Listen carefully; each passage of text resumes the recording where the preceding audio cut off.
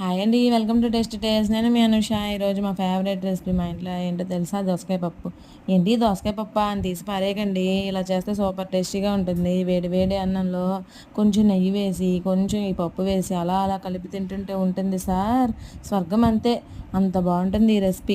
సరే, ఇదంతా పక్కన పెడితే కొంతమంది సమాజానికి భయపడి చస్తూ బ్రతుకుతూ ఉంటారు.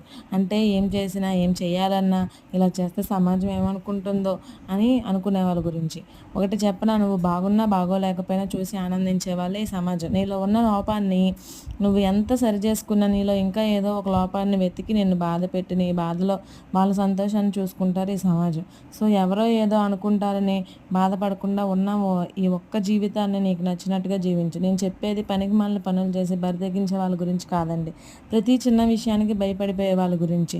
సరే, వీడియో నచ్చితే ఒక లైక్ వేసి అలాగే మీ ఫ్రెండ్స్ అండ్ ఫ్యామిలీకి కూడా షేర్ చేయండి. ఇంకా మరిన్ని మంచి మంచి వీడియోస్తో మీ ముందు ఉంటాను. Bye bye.